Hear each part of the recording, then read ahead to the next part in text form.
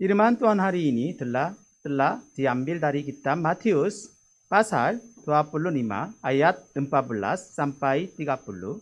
Sebab hal kerajaan sorga sama seperti seorang yang mau berpergian ke luar negeri, yang memanggil hamba-hambanya dan mempercayakan hartanya kepada mereka. Yang seorang diberikannya 5 talenta, yang seorang lagi 2, dan yang seorang lain lagi 1, masing-masing menurut kesanggupannya. Lalu ia berangkat. Segera pergilah hamba yang menerima 5 talenta itu. Ia menjalankan uang itu lalu beroleh laba 5 talenta. Hamba yang menerima 2 talenta itu pun berbuat demikian juga dan berlaba 2 talenta. Tetapi hamba yang menerima 1 talenta itu pergi dan menggali lubang di dalam tanah, lalu menyembunyikan uang tuannya. Lama sesudah itu pulanglah tuan hamba-hamba itu, lalu mengadakan perhitungan dengan mereka. Hamba yang menerima 5 talenta itu datang dan ia membawa laba 5 talenta. Katanya, Tuan, 5 talenta Tuan percayakan kepadaku. Lihat, aku telah beroleh laba 5 talenta. Maka kata tuannya itu kepadanya, baik sekali perbuatanmu itu, hai hambaku yang baik dan setia. Engkau telah setia dalam perkara kecil. Aku akan memberikan kepadamu tanggung jawab dalam perkara yang besar. Masuklah dan turutlah dalam kebahagiaan tuanmu. Lalu datanglah hamba yang menerima 2 talenta itu. Katanya, Tuan, 2 talenta Tuan percayakan kepadaku. Lihat, aku telah beroleh laba 2 talenta. Maka kata tuannya itu kepadanya, baik sekali perbuatanmu itu, hai hambaku yang baik dan setia. Engkau telah setia memikul tanggung jawab dalam perkara yang kecil. Aku akan memberikan kepadamu tanggung jawab dalam perkara yang besar. Masuklah dan turutlah dalam kebahagiaan tuanmu. Kini datanglah juga hamba yang menerima 1 talenta itu dan berkata, Tuan, aku tahu bahwa Tuan adalah manusia yang kejam, yang menuai di tempat di mana Tuan tidak menabur, dan yang memungut dari tempat di mana Tuan tidak menanam. Karena itu, aku takut dan pergi menyembunyikan talenta Tuan itu di dalam tanah. Ini, terimalah kepunyaan Tuan. Maka jawab tuannya itu, hai kamu, hamba yang jahat dan malas. Jadi kamu sudah tahu bahwa aku menuai di tempat di mana aku tidak menabur dan memungut dari tempat di mana aku tidak menanam. Karena itu, sudahlah seharusnya uangku itu kau berikan kepada orang yang menjalankan uang, supaya sekembaliku aku menerima serta dengan bunganya. Sebab itu, ambillah talenta itu daripadanya dan berikanlah kepada orang yang mempunyai 10 talenta itu. Karena setiap orang yang mempunyai kepadanya akan diberi, sehingga ia berkelimpahan. Tetapi siapa yang tidak mempunyai, apapun juga yang ada padanya akan diambil daripadanya. Dan campakkanlah hamba yang tidak berguna itu ke dalam kegelapan yang paling gelap. Di sanalah akan terdapat ratap dan kertak gigi. Judul khotbah hari ini adalah penilaian mutlak dari Tuhan. Diambil dari Matius 25 ayat 14 sampai 30. Sebagai pengantar, bagaimana saudara bertanggung jawab dengan talenta atau tugas serta jabatan yang Tuhan percayakan kepada saudara? Biasanya kita melihat kembali kehidupan kita setahun sekali, 3 bulan sekali, dan sebulan sekali untuk memperbaharui dan menghadapi tantangan baru. Tetapi yang lebih penting, kita harus melihat kembali kehidupan kita hari demi hari. Karena kehidupan kita tidak dapat diprediksi. Kita harus menjalani kehidupan kesetiaan di hadapan Tuhan setiap saat. Secara khusus, firman hari ini menunjukkan kriteria penilaian dari Tuhan tentang jabatan yang diberikan kepada kita. Biasanya ada 2 kriteria penilaian setelah kita diuji, yaitu penilaian relatif atau penilaian mutlak. Penilaian relatif merupakan penentuan nilai yang mengacu pada kedudukan seseorang selalu dibandingkan dengan kawan-kawannya dalam kelompok. Namun, penilaian mutlak berbeda dari penilaian relatif tersebut. Firman hari ini menunjukkan fakta bahwa kriteria penilaian Tuhan untuk jabatan adalah penilaian mutlak. bukan penilaian relatif. Yang penting bukankah berapa banyak yang kita terima, tetapi apakah kita menjalani kehidupan yang menghidupi tantangan dengan apa yang kita terima. Apa yang banyak orang salah pahami adalah bahwa mereka fokus pada seberapa banyak yang mereka terima. Kalau begitu, akan muncul keluhan dan kesesalan bagi mereka. Kemudian hati mereka akan penuh dengan rasa perbandingan bahwa mengapa Tuhan hanya memberi segini kecil kepada saya. Dan keluhan dan kekesalan secara alami mengikuti. Jika demikian, iman mereka tidak dapat bertumbuh dan tidak dapat menjadi kesatuan. Inilah alasan mengapa saya memilih judul khotbah hari ini sebagai penilaian mutlak dari Tuhan. Kita harus mengubah fokus rohani sepenuhnya. Tidak penting jabatan apa yang telah diberikan kepada kita, tetapi apakah kita benar-benar menghadapi tantangan iman dengan jabatan yang telah diberikan kepada kita, itu lebih penting. Firman Matius pasal 25 yang sekarang kita bahas adalah firman yang diajarkan Yesus tentang hikmat hidup di akhir zaman. Perumpamaan 10 gadis minggu yang lalu menekankan perlunya menjalani kehidupan yang berjaga-jaga secara rohani.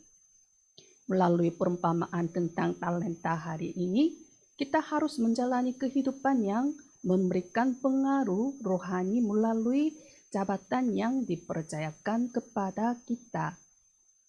Saya memberkati setiap jemaat Indonesia dalam nama Yesus Kristus. Kiranya saudara dapat menerima pujian bahwa baik sekali perbuatanmu, hai hambaku yang baik dan setia. Dengan memenuhi kriteria penilaian mutlak Tuhan, tanpa peduli apa jenis jabatan atau pelayanan yang saudara lakukan. Pokok bahasan pertama adalah kehidupan perjanjian yang menghadapi tantangan. Dalam ayat 14 dan 15, sebab hal kerajaan surga sama seperti seorang yang mau bepergian ke luar negeri yang memanggil hamba-hambanya dan mempercayakan hartanya kepada mereka.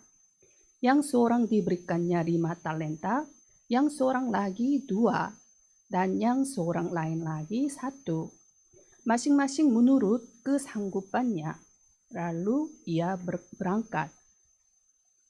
Ketika tuannya mau bepergian ke luar negeri, ia mempercayakan harta miliknya kepada hamba-hambanya. Yang seorang diberikannya 5 talenta, yang seorang lagi 2, dan yang seorang lain lagi 1. Harta pasar saat ini adalah 1 miliar rupiah per 1 talenta.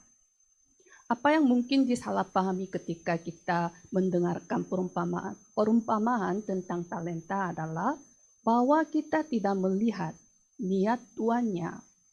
Berpikir bahwa orang yang menerima 5 talenta adalah orang yang paling diakui. Ini adalah ide yang sangat manusiawi dan penuh perhitungan. Mereka memikirkan talenta hanya dalam istilah kuantitatif. Akan tetapi dalam firman hari ini dinyatakan bahwa Sang Tuhan memberikan setiap talenta menurut kesanggupannya. Artinya, setiap orang memiliki talenta dan karunia yang berbeda-beda. Tuhan telah memberi kita masing-masing kemampuan yang berbeda atau talenta yang unik bagi kita. Paulus menyebut ini sebagai karunia, tetapi dalam bahasa Yunani disebut karisma. Akar kata ini adalah kara yang berarti kegembiraan. Dengan kata lain, ada sukacita besar ketika setiap orang hidup sesuai dengan talenta dan karunia mereka sendiri. Ketika Yesus berbicara tentang perumpamaan tentang talenta kepada kita yang hidup di akhir zaman, dia menekankan bahwa kita harus menjalani kehidupan yang memperluas kerajaan Allah dengan sukacita dan rasa syukur, tanpa penyesalan seumur hidup kita dengan talenta yang telah Dia berikan kepada kita. Banyak orang memandang jabatan sebagai hierarki. Jika demikian, mereka merasa kecewa dan mengeluhkan karena jabatan mereka dianggap terlalu kecil dibandingkan bejana mereka. Lalu, mereka membuang-buang waktu tanpa menyadari pentingnya jabatan dan tidak bertanggung jawab atas jabatan mereka. Yang lebih buruk adalah mereka tidak melakukan apa yang dapat mereka lakukan, tetapi hanya mencampuri apa yang tidak dapat mereka lakukan dan membuat orang lain kesulitan. Perilaku tersebut menghabiskan kekuatan rohani yang diperlukan untuk melakukan pekerjaan Tuhan. Orang yang menerima 1 talenta mengambil tindakan sama seperti itu. Kita harus setia pada jabatan yang telah dipercayakan kepada kita dengan keluar dari sikap tidak masuk akal tersebut.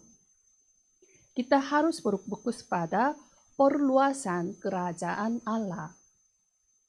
Jika tidak demikian, kita akan ditegur sebagai hamba yang jahat dan malas pada jadwal perhitungan. Dalam Galatia 6 ayat 7 menekankan seperti ini. Jangan sesat, Allah tidak membiarkan dirinya dipermainkan, karena apa yang ditabur orang, itu juga yang akan dituainya. Fakta bahwa tuannya mempercayakan talenta berarti bahwa dia telah memberinya kesempatan dan kita tidak boleh melewatkan jadwal waktunya.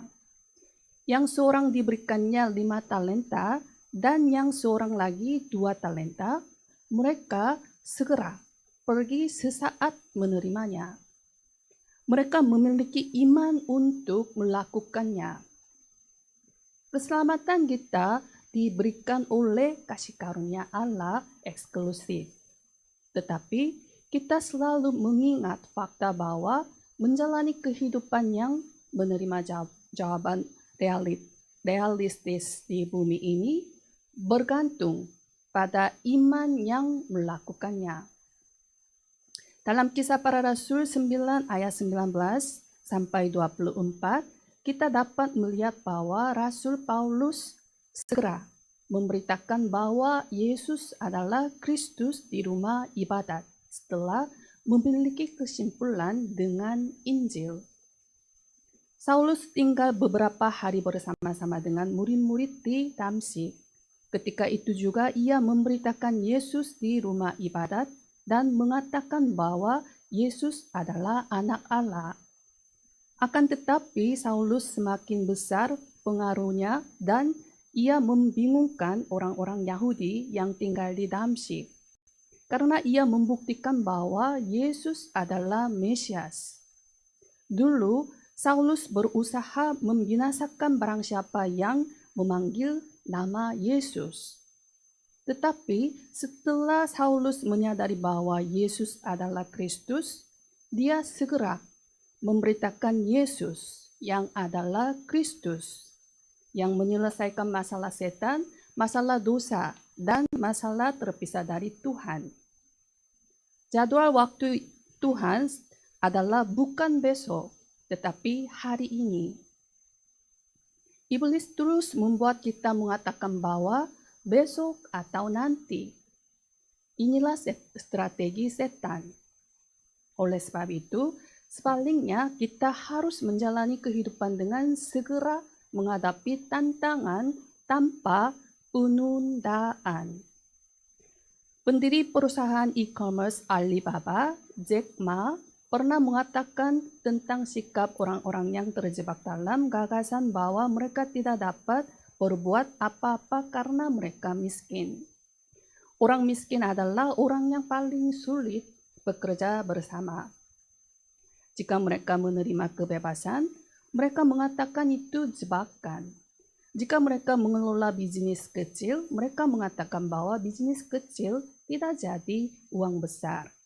Jika mereka menerima kesempatan bisnis besar, mereka mengatakan bahwa mereka tidak punya uang. Jika mereka mengambil kesempatan bisnis baru, mereka mengatakan bahwa mereka bukan seorang ahli tersebut. Mereka memiliki kesamaan. Mereka suka meminta pendapat di internet, dan mereka suka mendengar pendapat dari teman yang putus asa.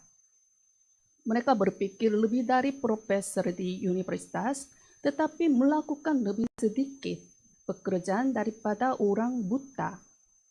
Coba tanyakan kepada mereka apa yang dapat mereka lakukan. Mereka tidak dapat menjawab.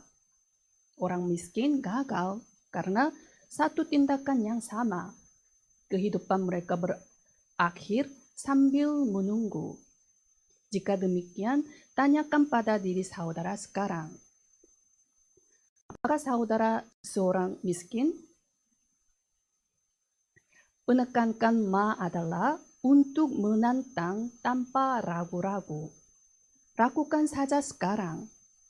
Yang penting adalah menghadapi tantangan perjanjian untuk menjalani kehidupan yang melimpah, baik secara jasmani maupun rohani. Seperti Kaleb, dia memproklamasikan bahwa berikanlah kepadaku pegunungan ini. Menantang imannya. Saya memberkati setiap jemaat Indonesia dalam nama Yesus Kristus. Kiranya saudara dapat mengalami Tuhan yang menjadi kekuatan kita. Dan Tuhan yang memenuhi dengan berlimpah melalui tantangan perjanjian melalui jabatan kita. Pokok bahasa kedua adalah kehidupan yang bermanfaat bagi Injil. Dalam ayat 19, lama sesudah itu, pelanggan Tuhan hamba-hamba itu lalu mengadakan perhitungan dengan mereka. Kita harus dapat melihat bahwa hidup kita memiliki jadwal waktu untuk perhitungan. Menurut hari ini, hamba yang menerima 5 talenta itu membawa laba 5 dan 2 talenta. Dengan melakukan yang terbaik, dengan rasa syukur kehidupan tuannya. Pada saat itu, Tuhan memuji kedua hamba terlepas dari jumlah talentanya. Baik sekali perbuatanmu itu, hai hambaku yang baik dan setia. Engkau telah setia dalam perkara kecil. Aku akan memberikan kepadamu tanggung jawab dalam perkara yang besar. Masuklah dan turutlah dalam kebahagiaan Tuanmu. Namun hamba yang menerima 1 talenta itu sama sekali tidak menyangka bahwa tuannya akan pulang untuk mengadakan perhitungan. Dia berkata, Tuhan, aku tahu bahwa Tuhan adalah manusia yang kejam, yang menuai di tempat di mana Tuhan tidak menabur dan yang memungut dari tempat di mana Tuhan tidak menanam. Karena itu aku takut dan pergi menyembunyikan talenta Tuhan itu di dalam tanah. Hamba itu menganggap tuannya seolah-olah seorang pelit dan berhati dingin. Kemudian dia bahkan tidak berpikir untuk melakukan apapun sejak awal. Untuk sikap seperti ini, tuannya menegurnya sebagai hamba yang jahat dan malas. Dan campakkanlah hamba yang tidak berguna itu ke dalam kegelapan yang paling gelap. Di sanalah akan terdapat ratap dan retak gigi. Ketika kita melihat keadaan perhitungan tersebut, kita dapat menemukan kriteria penilaian mutlak dari Tuhan. Apa itu? Apakah saudara menjalani kehidupan yang bermanfaat bagi Injil? Bukan bagi saya. Ada cerita seperti ini.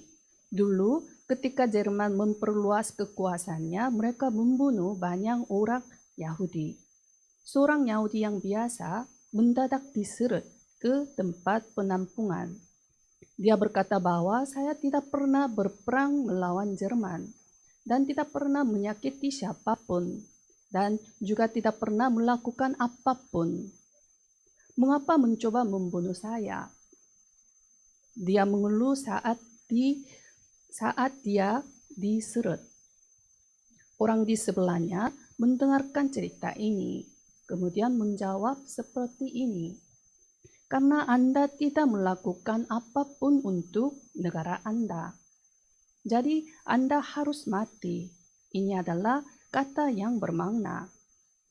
Tidak melakukan apa-apa atau hanya mengubur talenta di dalam tanah adalah salah di hadapan Tuhan.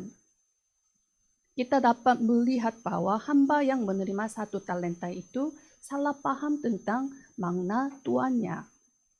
Jika kita merugikan Tuhan meskipun kita melakukan yang terbaik dengan talenta yang dipercayakan kita, apakah Tuhan akan menegur kita? Saya tidak berpikir begitu. Sebaliknya, Tuhan akan memberi kita talenta baru, kekuatan baru untuk mulai baru. Coba lakukan lagi. Saya memberkati setiap jemaat Indonesia dalam nama Yesus Kristus. Kiranya saudara dapat memiliki bukti menjalani kehidupan yang bermanfaat bagi penginjilan, melampaui semua situasi dan kondisi dengan rasa syukur, panggilan bahwa Tuhan pasti akan menggunakan saudara dalam perjalanan perjanjian untuk penginjilan 237 negara dan 5.000 suku bangsa. Sebagai kesimpulan, orang Amerika Serikat menyebut para birokrat yang melakukan pekerjaan mereka dengan rasa puas diri, Mr. Harding. Ini mengacu pada Warren G. Harding, Presiden Amerika Serikat ke-29. Dia berada di puncak daftar presiden terburuk, sampai-sampai dia dinilai sebagai presiden yang tidak dapat lebih buruk daripadanya dalam penilaian Presiden Amerika Serikat.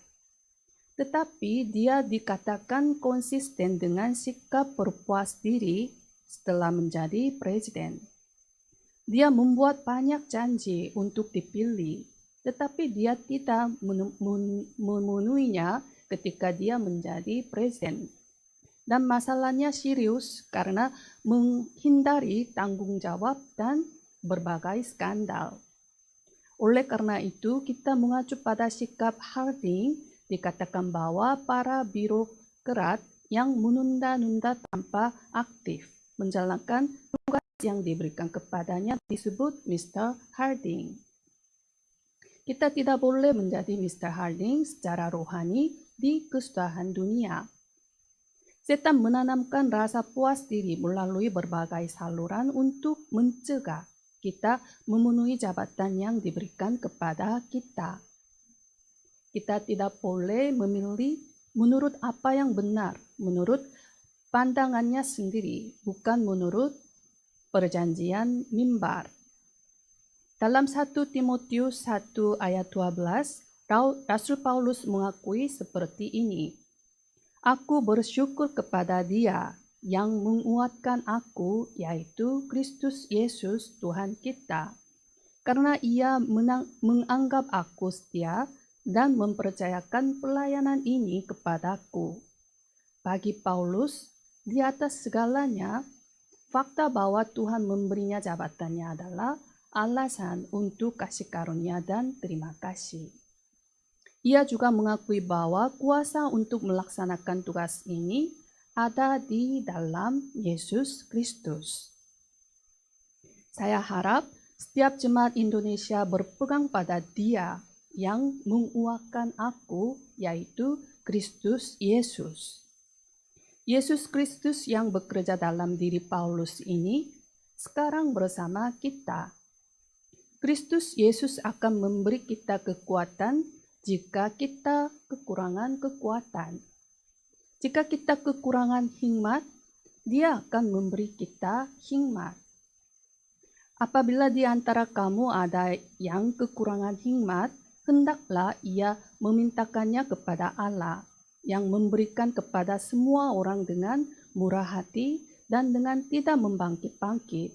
Maka hal itu akan diberikan kepadanya. Harus percaya pada fakta rohani ini dan mintalah.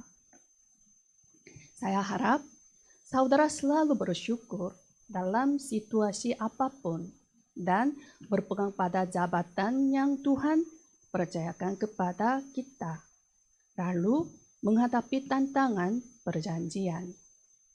Saya memberkati setiap jemaat Indonesia dalam nama Yesus Kristus. Kiranya saudara dapat menjadi seorang hamba yang terpuji bahwa baik sekali perbuatanmu, hai hambaku yang baik dan setia, pada jadwal waktu perhitungan. Mari kita berdoa. Terima kasih Tuhan karena menganggap kami setia dan mempercayakan pelayanan kami kepada kami. Kiranya kami dapat menerima pujian bahwa baik sekali perbuatanmu itu, hai hambaku yang baik dan setia, pada hari demi hari. Di dalam nama Yesus Kristus kami berdoa. Amin.